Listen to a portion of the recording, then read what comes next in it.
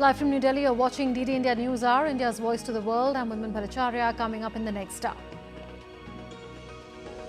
India's Chief Election Commissioner announces poll dates for Jammu and Kashmir and Haryana Assembly elections. J&K to vote in 3 phases and Haryana in 1 phase. Results on 4th October.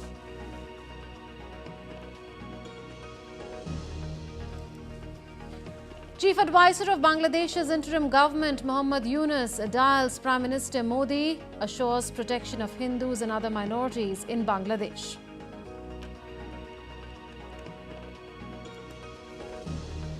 Ukrainian President's aide spells out why Ukraine is carrying out the Kursk incursion, says it is to get Moscow to start quote-unquote fair peace talks to end the war.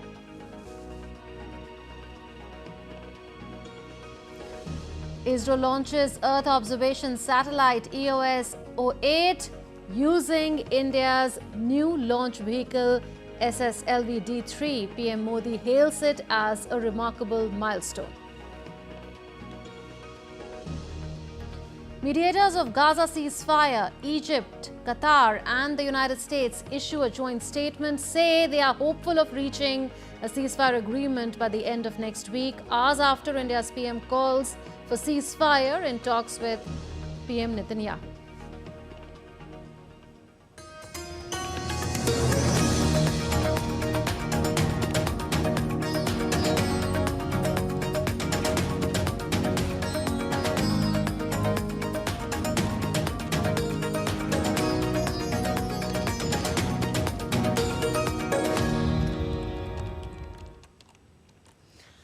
The Election Commission of India on Friday announced assembly elections to Jammu and Kashmir and Haryana.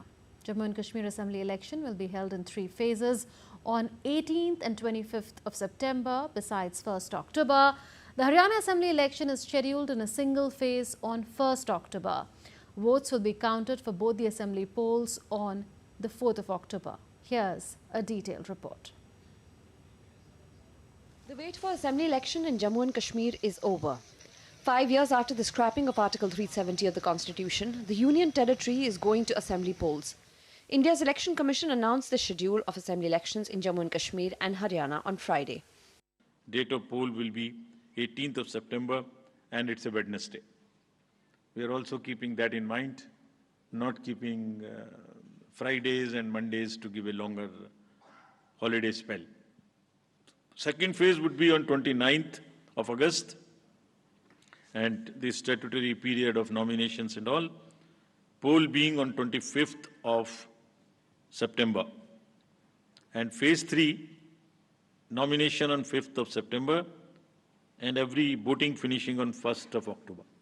Haryana would be in the last phase, exactly coinciding with the 3rd phase of J&K, nomination being on 5th of September, last date of making nomination on 12th of September, date of poll 1st October, and date of counting coinciding with J&K on 4th of October.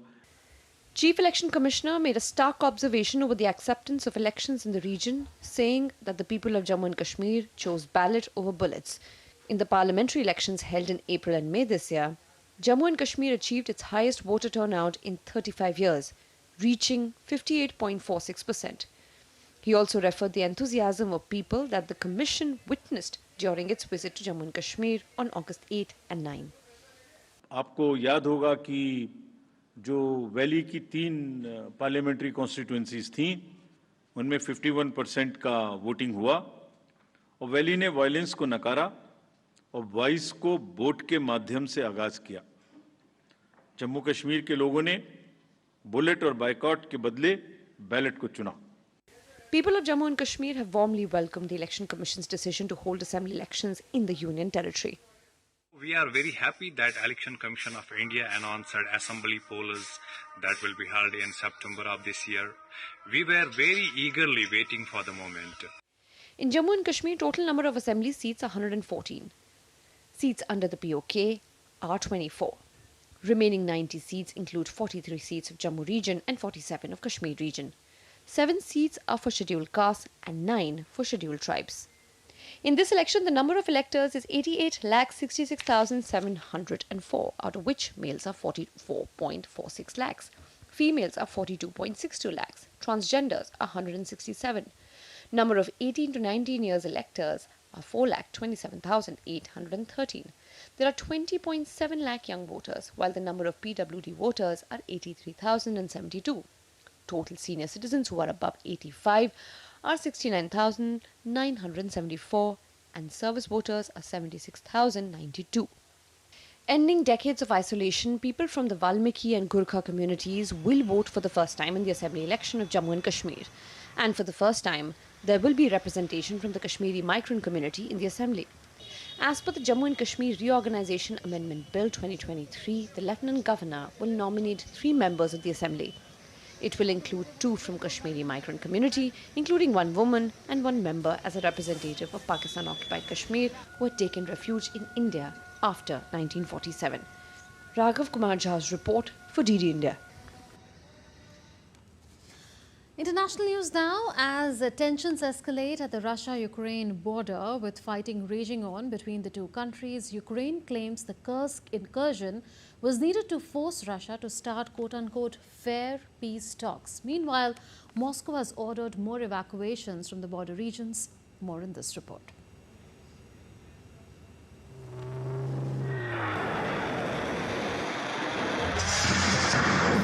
As fighting rages on between Russia and Ukraine, Moscow has ordered more evacuation from its border regions from Kursk and Belgorod. Ukraine has claimed advancing deeper into the country territory. Russian Emergencies Ministry released new footage of Russians evacuated from Kursk and Belgorod regions. Over 100 children from Belgorod region arrived in Moscow.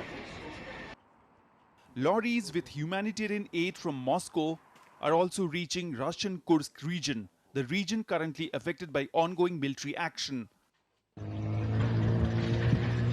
Meanwhile, a Ukrainian attack on a shopping center in the Donetsk region killed 2 on Friday. On the other hand, Russia has claimed to destroy a Ukrainian reconnaissance and sabotage unit that was armed with weapons from NATO countries in Russia's western Kursk region. Russian President Vladimir Putin chaired a meeting of Russia's Security Council on Friday. Putin said the discussion would focus on new technical solutions being employed in the military operation, while Ukraine said the Kursk incursion was needed to force Russia to start fair peace talks. Weaponry provided by Britain and the US is reported to have been used on Russian soil. Bureau Report, DD India. And correspondent Dasha Charnishovana joins us from Moscow. Dasha, Zelensky's aide says that the Kursk incursion is aimed at forcing Russia to negotiate. But how does Moscow see this?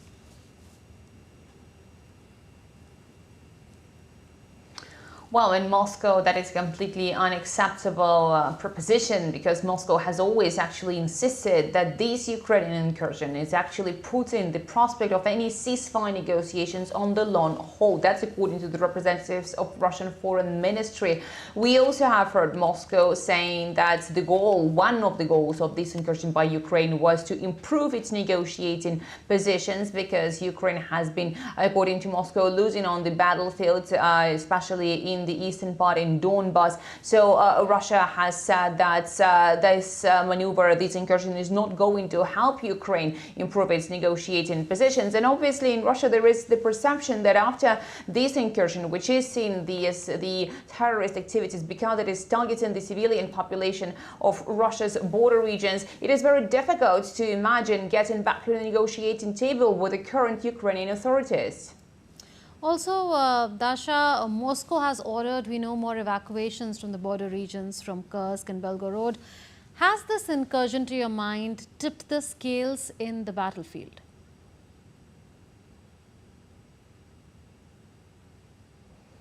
Well, at the moment, we are indeed seeing more people being evacuated from the Kursk region as well as from the Belgorod region. The recent figures we got from the emergencies ministry suggest that over the past day, at least 400 people have been evacuated from the Kursk region, and more than 10,000 people have been stationed in the temporary shelters that have been set up in different regions of the country. There are children who are being evacuated, and their goal is to make sure that they have an opportunity to go to school when the school year begins on the 1st of September. But as this incursion is ongoing, it has lasted for more than 10 days already. The Russian Ministry of Defense says they have been striking against the Ukrainian positions both on the Russian territory and in the Sumy region in Ukraine, targeting the concentrations of the Ukrainian military equipment as well as the manpower and their attempts to bring more land to the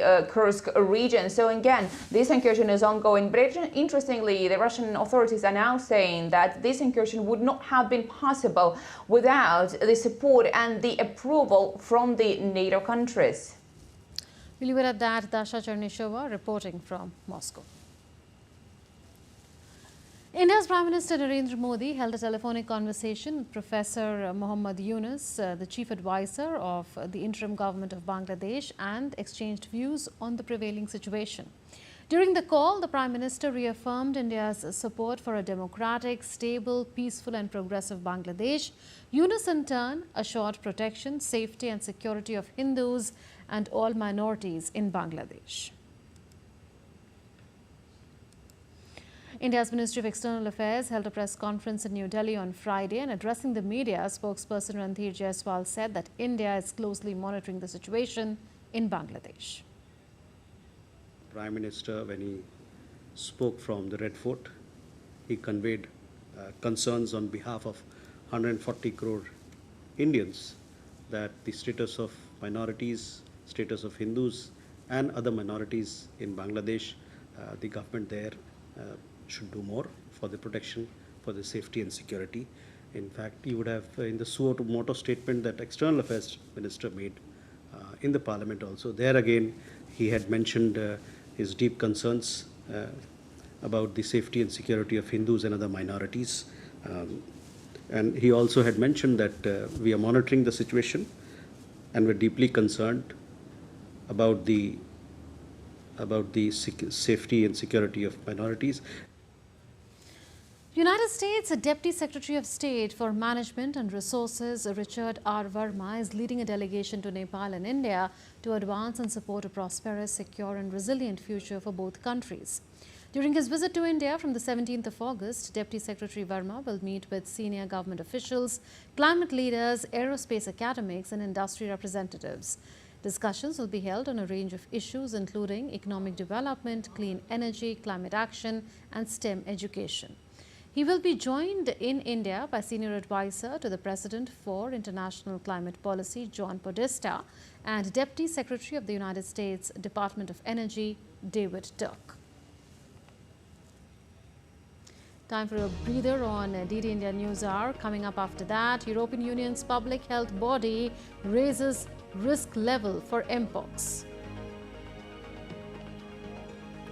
China's youth unemployment rate crosses 17% in July.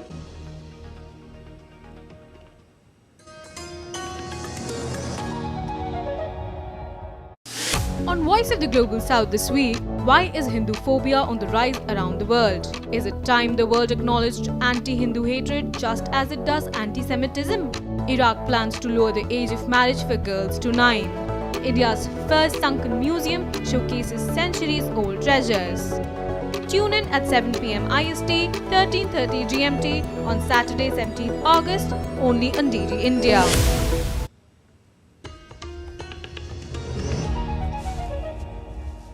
Welcome back. You're watching DD India News Hour with me, Munman Bhattacharya. In ongoing diplomatic efforts in Doha, mediators working on the Gaza ceasefire have issued a joint statement on the second day of talks. The United States has introduced a new ceasefire plan designed to address the remaining issues. This comes hours after India's Prime Minister called for ceasefire in talks with Benjamin Netanyahu. As diplomatic efforts continue in Doha to secure a ceasefire hostage deal between Israel and Hamas, mediators of Gaza ceasefire have issued a joint statement on second day of talks. US has presented new ceasefire plan that deals with remaining gaps.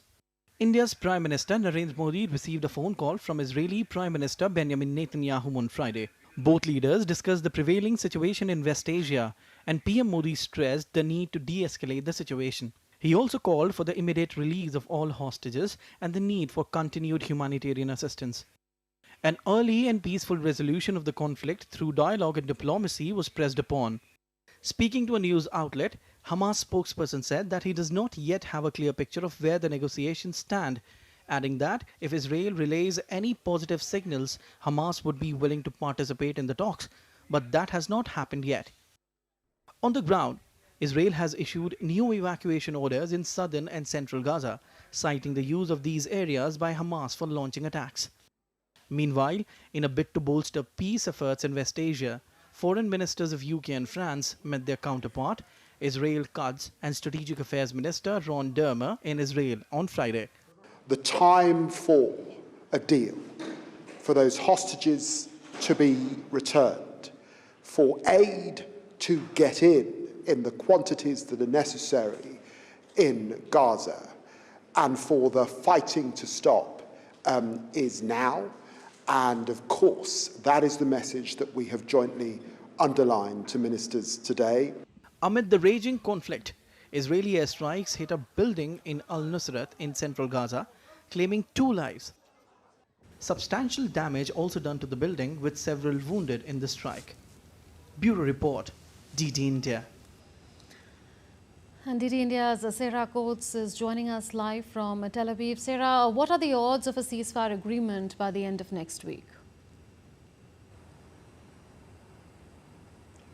Hello there, Munmun. Well, that is yet to be seen. I'm sure we will find out more next week. Now, these key negotiators, they are pretty confident that progress has been made. They say gaps still do remain, although it does remain unclear as to what these gaps actually are. Now, a number of sources very close to US President Joe Biden have come out to say that Biden is set to have a phone call very, very soon with the Qatari Emir, also the Egyptian president, to talk about these discussions that did just wrap up in Doha. Now, we do have a joint statement from the Qataris, the Americans, and also the Egyptians. It says that the joint statement that all sides were presented with a proposal that narrows the gaps between the parties while being consistent with the principles laid out in the plan presented by President Biden in May. Now, it goes on to say that senior officials from our governments will meet again in Cairo before the end of next week,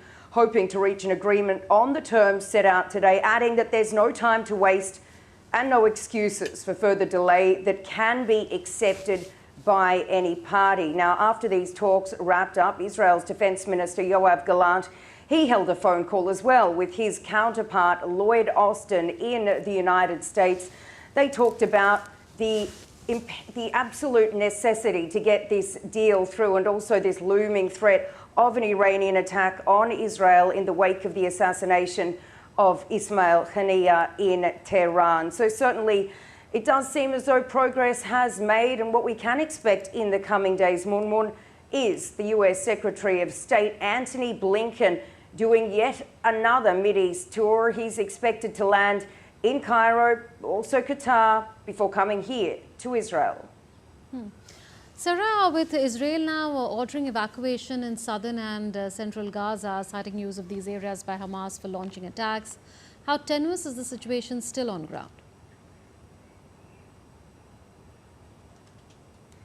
Well, certainly it is a dire situation, but we do need to remember what's actually been happening on the ground in Gaza these past few hours, even these past few days. Just a few hours ago, a number of rockets were actually launched from the Gaza Strip at Israeli territory. The IDF says that out of these 5 rockets, 1 of those was intercepted, others falling in open areas, causing no damage. Now, this evacuation for another part of Han Yunis and also Deir al-Balah, that was issued a little earlier today, with the Israeli military saying basically that they know that terror activity is actually emanating from this area, and this is where they believe these rockets have been fired from. But it certainly is a terrible situation for the people there on the ground. They're being forced to move once again. And on another matter, the World Health Organization has come out to actually call itself for a one-week ceasefire, saying that it needs to vaccinate children against polio, and it needs 650,000 doses, saying that this disease has been found in wastewater in the Strip. We'll leave it at that. Sarah Coates reporting from Tel Aviv.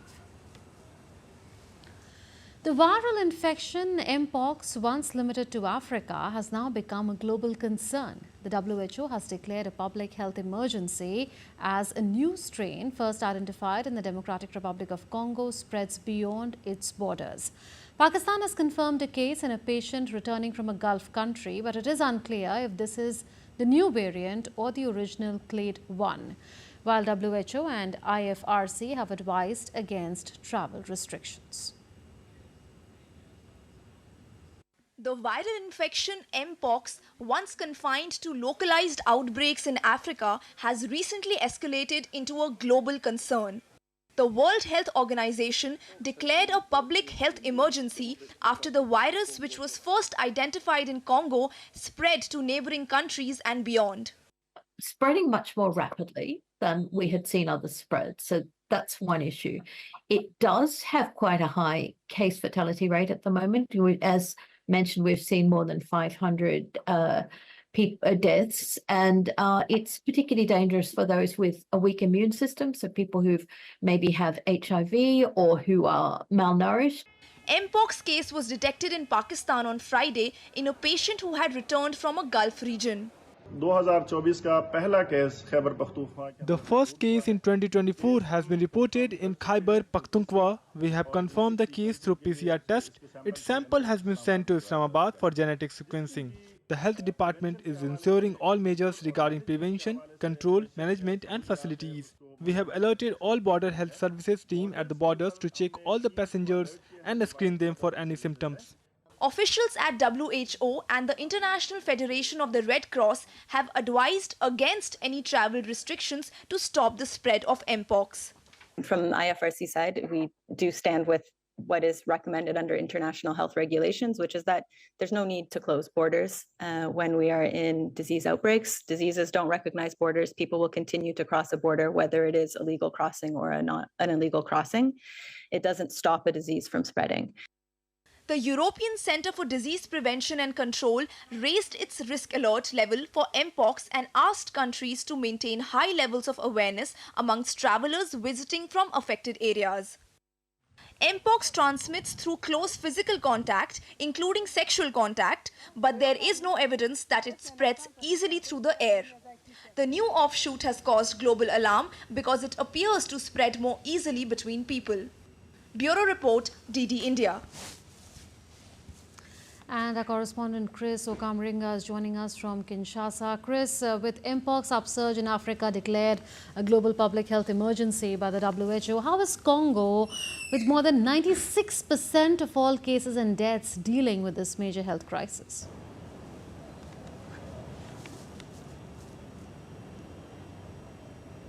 Well, the health minister in the Democratic Republic of Congo said that they're stepping up public awareness campaigns, prevention and treatment of patients of Mpox, but the country is really struggling because the disease has spread to all the provinces across the country. This is the second largest country in Africa with a population of about 100 million people.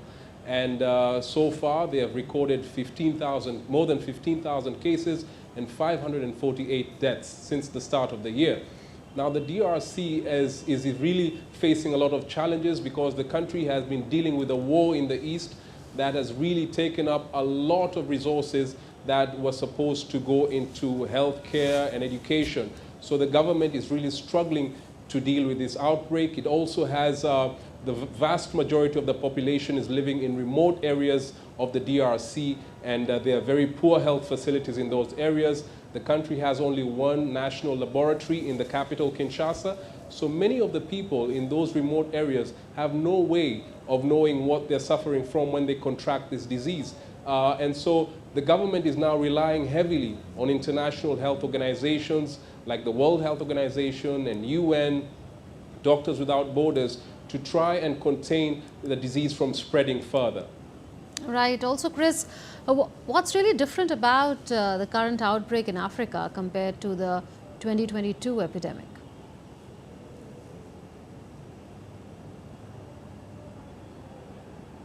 So in June this year, a team of scientists traveled to the east of the DRC, and they discovered a new strain of Mpox known as Clade 1b, which is said to be more contagious and deadly than the one that was announced globally in 2022. This strain is said to be sexually transmitted, mainly sexually transmitted, although it can also spread through close contact with people who are infected or wild animals. And the DRC has a lot of forested areas, especially in the west and central parts of the country. And the outbreak that was announced in 2022 was quite mild. Many of the people who got the disease got cured, but this one is said to be very fatal, and many people have died, and that is why the World Health Organization decided to declare a public health emergency of international concern. Now, that declaration will enable the global health body to mobilize resources and deal with this outbreak in a more coordinated manner. Right, Chris, thanks for joining us from Kinshasa. Venezuelan President Nicolas Maduro rejected comments from US and Brazilian leaders about his country's contested July presidential election. Speaking on state television, Maduro said that the United States is trying to become Venezuela's electoral authority. Despite rebuffs from Venezuela's ruling party and its opposition, US President Joe Biden said he backed a new election in Venezuela.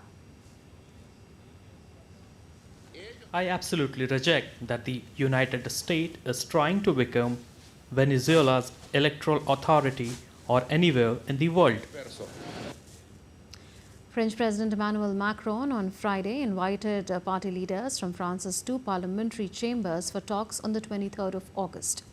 The aim of next Friday's meetings to appoint a new premier after a surprise July 7 election delivered a hung parliament and a blow to Macron's centrist coalition, outgoing Prime Minister Gabriel Attal's government. With the Prime Minister's name to be declared by mid-August, Macron says the new Prime Minister should be able to find common ground with moderates across the political spectrum. Thailand's parliament elected Paetongtarn Shinawatra as its youngest prime minister on Friday. Only a day after, she was thrust into the spotlight amid an unrelenting power struggle between the country's warring elites. She succeeds Srettha Thavisin, who was removed from his post by a constitutional court ruling on Wednesday. The 37-year-old Paetongtarn is the youngest child of billionaire tycoon Thaksin Shinawatra and is the third member of the family after her father and aunt to hold the nation's top job. For now, we'll wait for the royal endorsement before discussing our administration plans further. Today, I just wanted to come here to express my gratitude for the votes. I feel excited. Normally speaking in front of a microphone doesn't make me nervous, but today I'm really excited. From a trade war to a prolonged property crisis, China grapples with one crisis after the other. The unemployment rate is increasing among the young population of the country. The employers in the lackluster $19 trillion economy held off on hiring. So according to the country's statistics, the jobless rate for 16 to 24-year-olds in China, excluding students, rose to 17.1% in July from 13.2% in the prior month. Around 12 million students graduated this summer, but in spite, even roles in remote rural areas attracting youth, aspiring professionals are facing the toughest job market in years. Let's now take a look at some other stories making news around the world. The humanitarian crisis caused by the civil war in Sudan is worsening as cholera continues to spread. According to WHO, cholera has already claimed over 300 lives with more than 11,000 cases reported.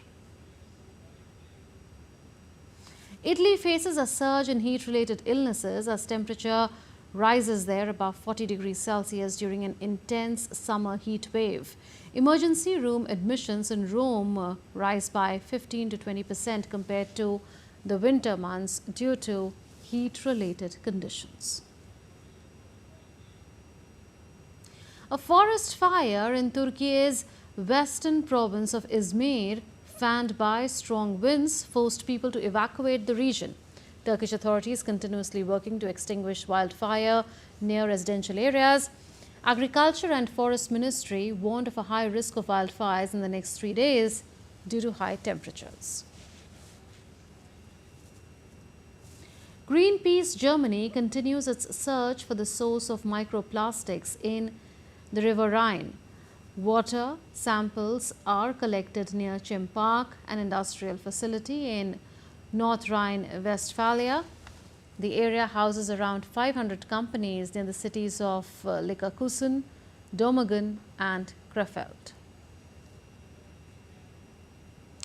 Time for us to take another breather on DD India News Hour. Coming up after that, an analysis on the upcoming assembly polls in Jammu and Kashmir, marked by many significant firsts.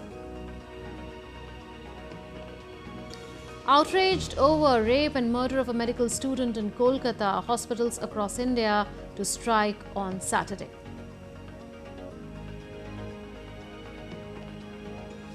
Prasar Bharati and Sansad TV sign a pact on content as well as expansion of reach.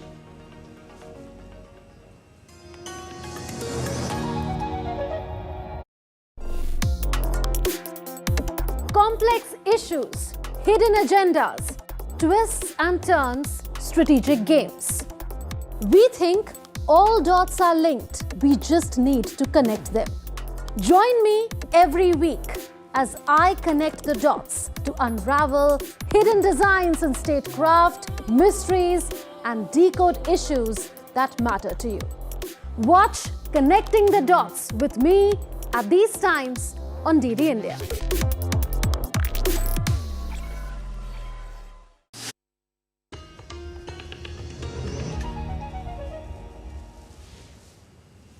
Welcome back. You're watching DD India News Hour, a recap of the headlines.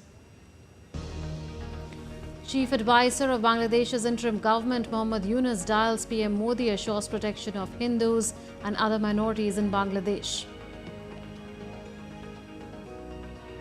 Ukrainian president's aide spells out why Ukraine is carrying out the Kursk incursion, says it is to get Moscow to start quote-unquote fair peace talks to end the war. Mediators of Gaza ceasefire, Egypt, Qatar and the United States issue a joint statement, say they are hopeful of reaching a ceasefire agreement by the end of next week, hours after India's Prime Minister calls for ceasefire in talks with Benjamin Netanyahu.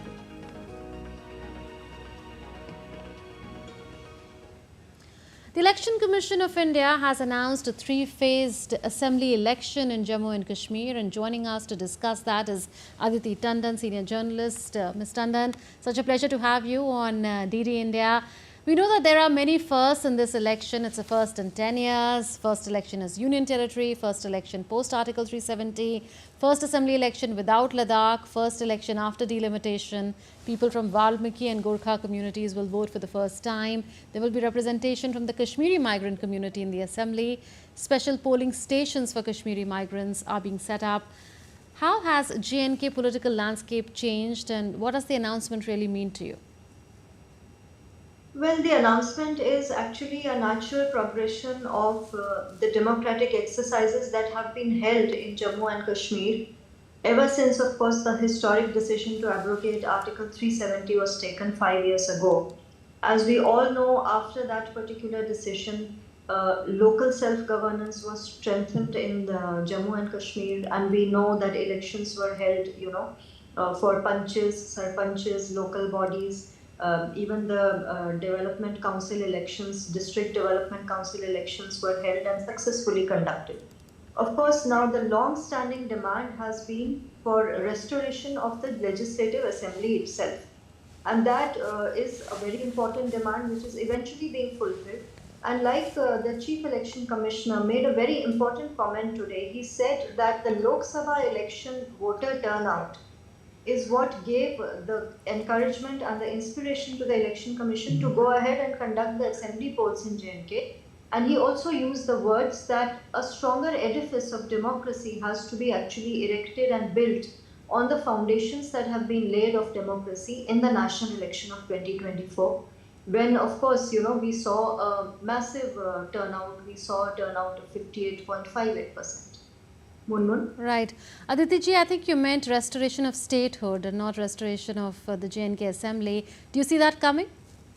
Yeah, I of course see that coming.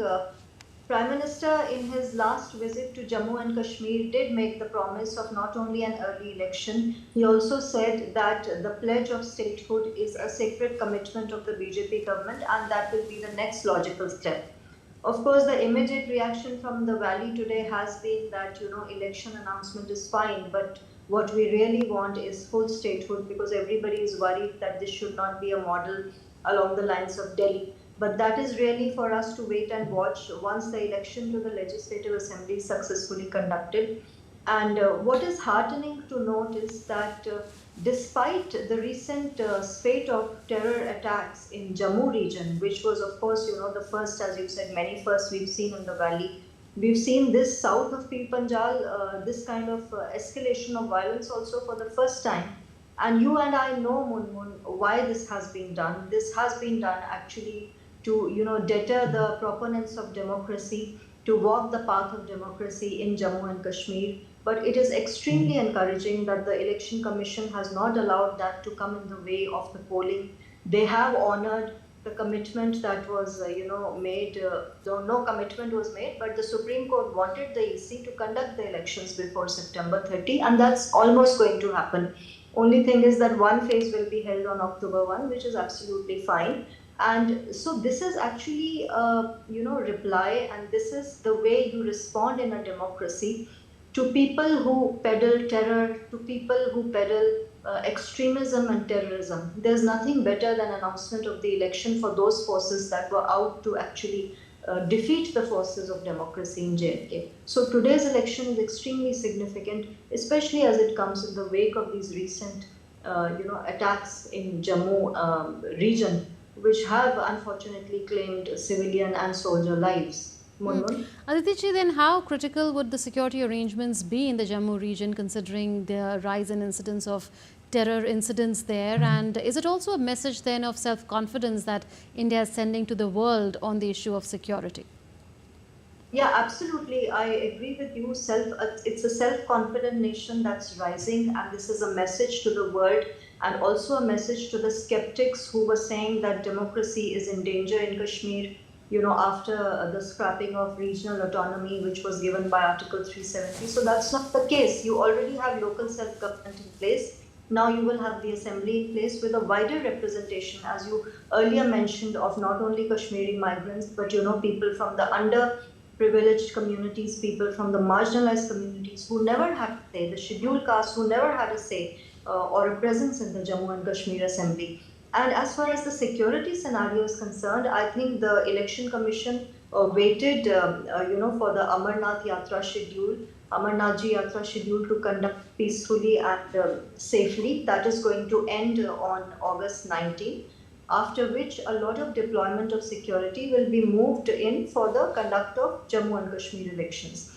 And as we know, it is a staggered election, Munmun. We'll have it through 3 phases. So first we'll have it in the first phase, and then gradually the entire security contingent will keep moving up and elections will be conducted over 3 phases. But it's also a very short election because you see starting September 18 just until October 1. So it's not a long election.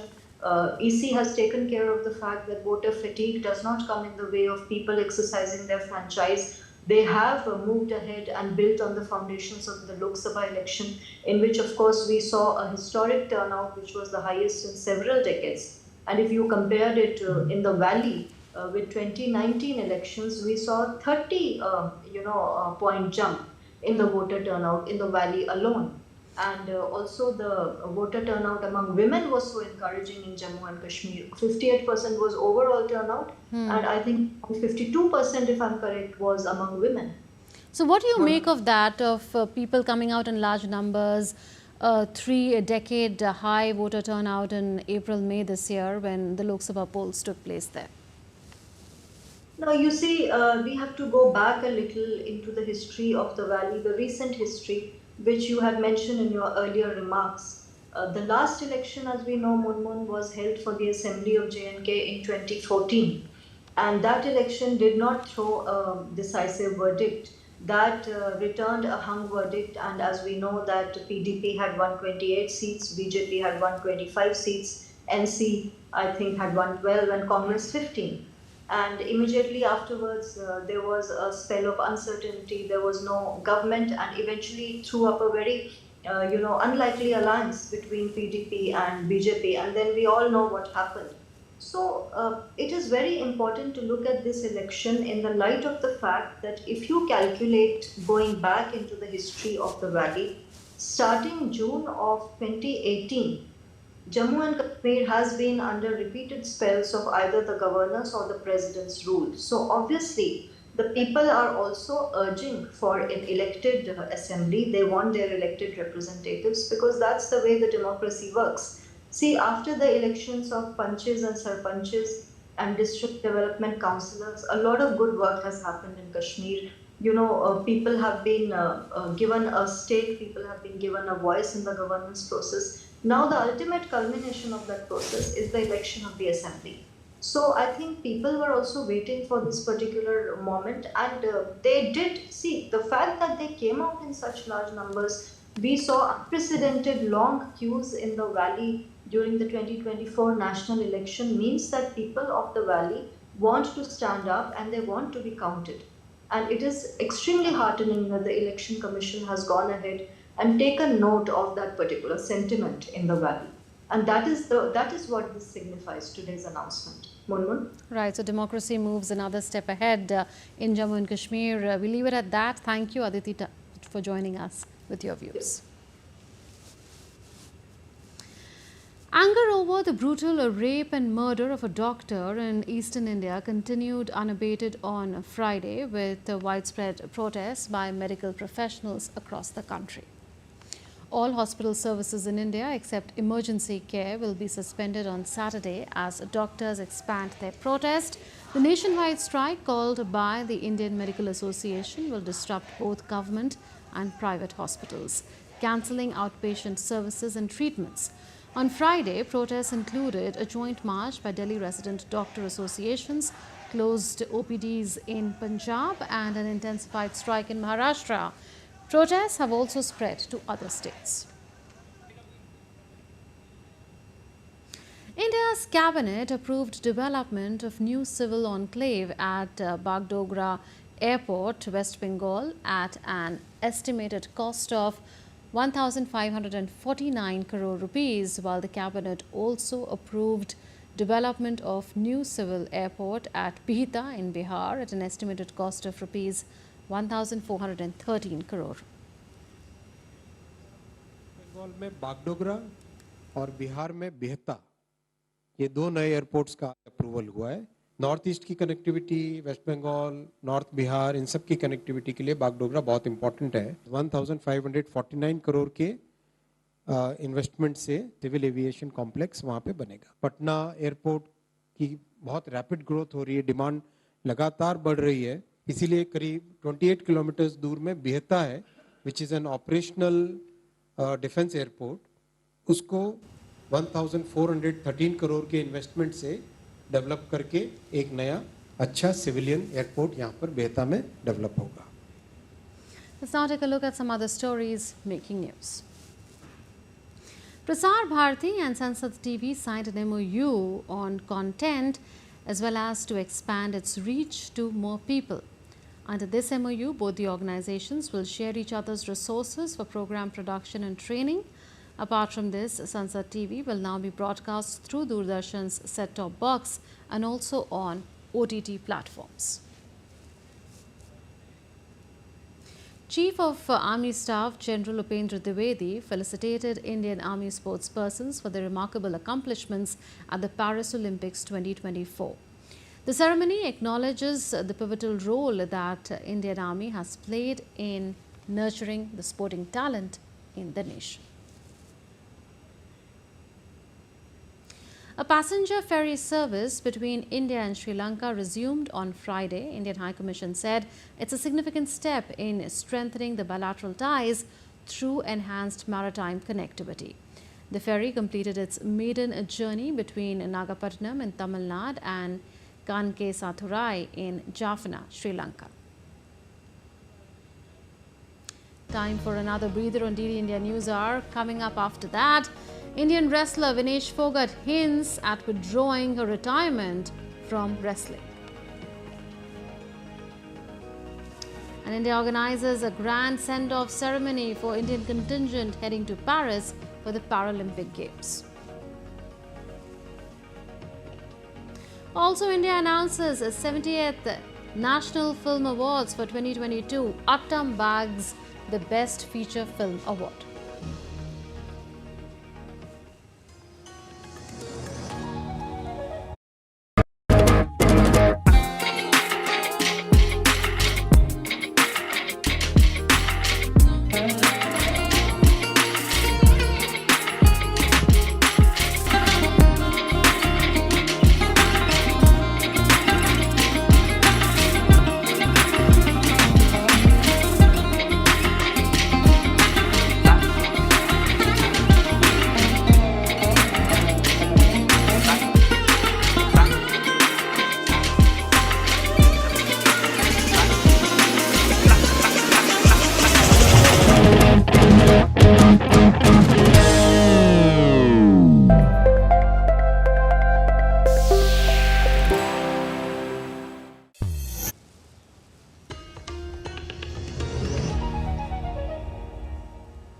Welcome back. You're watching DD India News Hour with me, Munmun Bhattacharya. Time now for all the sports action. Indian wrestler Vinesh Phogat has released a statement after the Court of Arbitration for Sport dismissed her plea for joint silver medal at the Paris Olympics. In the 3-page letter, Vinesh wrote that she could see herself playing till 2032, citing her passion for wrestling. Vinesh also shared her deep sorrow and introspection following the disqualification and highlighted the sacrifices made by her family and her husband.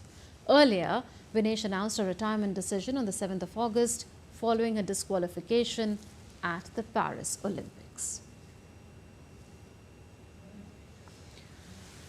Prime Minister Narendra Modi interacted with the Indian Olympic contingent in New Delhi. Addressing the players, Prime Minister Modi lauded the Olympians for their performance and making the Indian flag fly high at the Paris Olympics. The athletes were totally excited to meet and interact with the Prime Minister. Here's a report.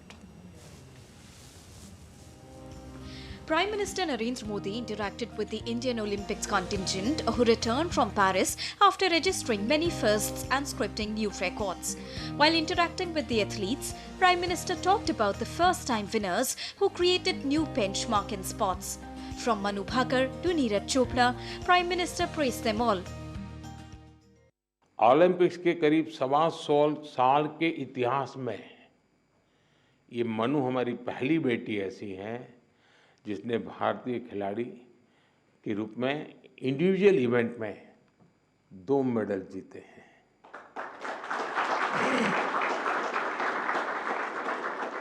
हमारा नीरज पहला ऐसा भारतीय खिलाड़ी है जिन्होंने individual event में gold और silver जीते।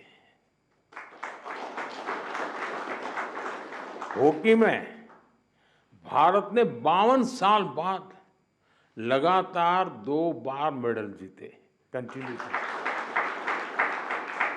अमन ने केवल 21 साल की उम्र में मेडल जीत करके देश को बिल्कुल इतना प्रसन्न कर दिया है।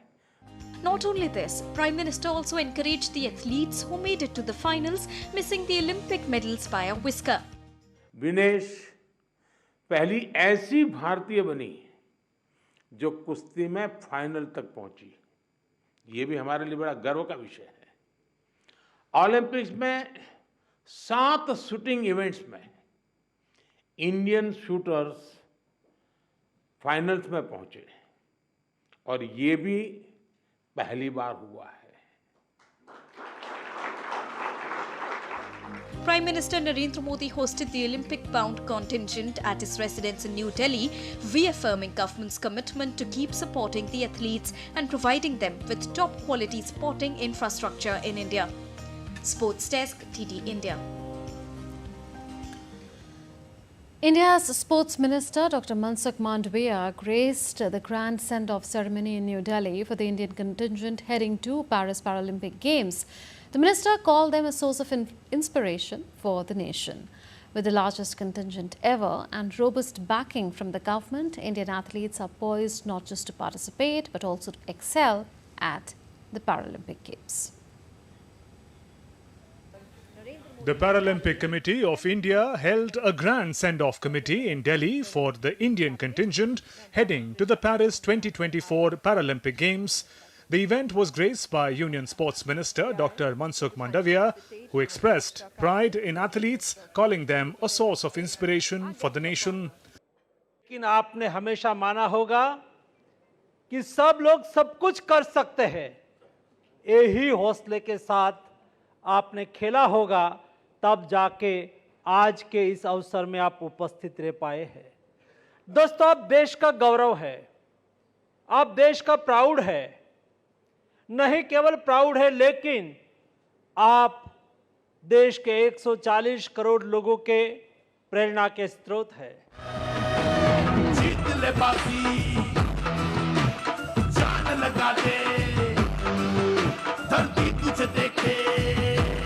During the ceremony, the anthem Macha Dhoom was unveiled, setting the tone for the games.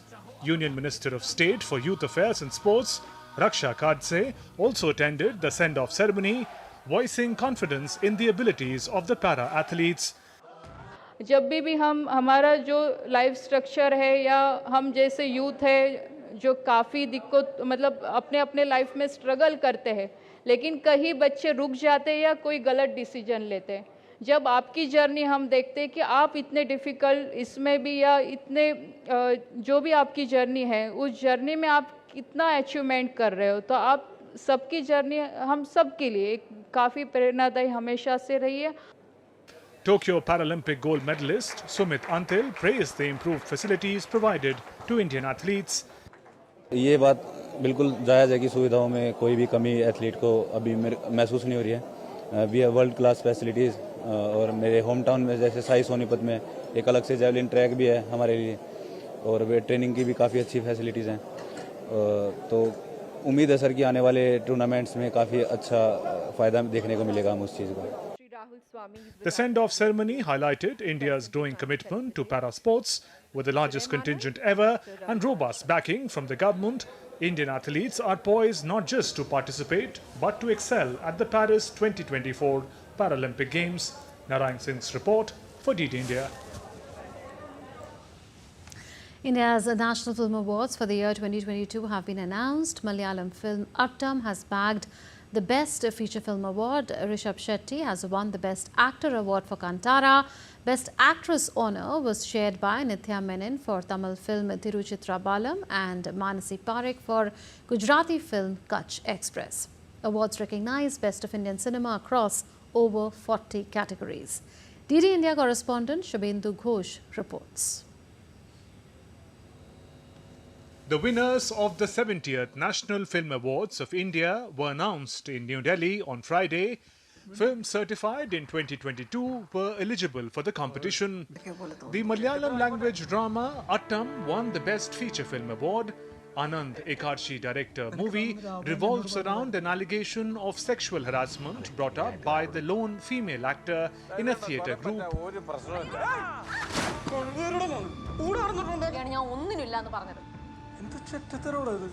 Rishabh Shetty won the Best Actor Award for Kannada film Kantara. Best Actress honour was shared by Nithya Menon for Tamil film Tiruchitra Ballam and Manasi Parekh for Gujarati film Kutch Express. Mani Ratnam's Ponniyin Selvan scooped the highest number of awards. It won in 4 categories of Best Tamil Language Film, Best Cinematography, Best Sound Design and Best Music Director for A.R. Rahman.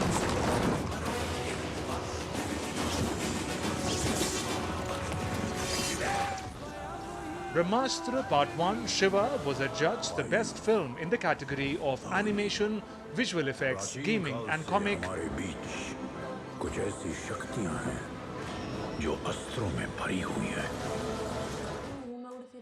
The best non-feature film was awarded to Aina Mirror by director Siddhant Sareen.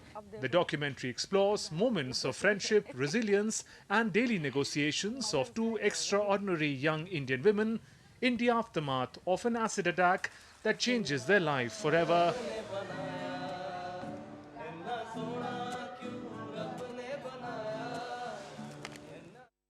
Kishore Kumar, The Ultimate Biography, was judged as the best book on cinema. Awards were announced in 27 categories in feature film section, 15 categories in non-feature film section and 2 categories on best writing on films. Over 450 films competed in various categories for the coveted award. This year's jury included chairperson of the feature film jury, Rahul Ravel, Neela Madhav Panda, chairperson of the non-feature film jury, and Gangadhar Mudaler, chairperson of the best writing on cinema jury.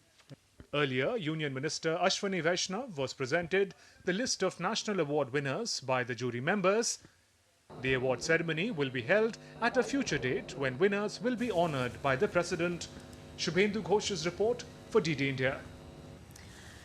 That's all in this edition of DD India News Hour, but do share your thoughts with us on the news of the day. For those on the go, you can get all the latest news and updates from India and across the world on the DD India mobile app.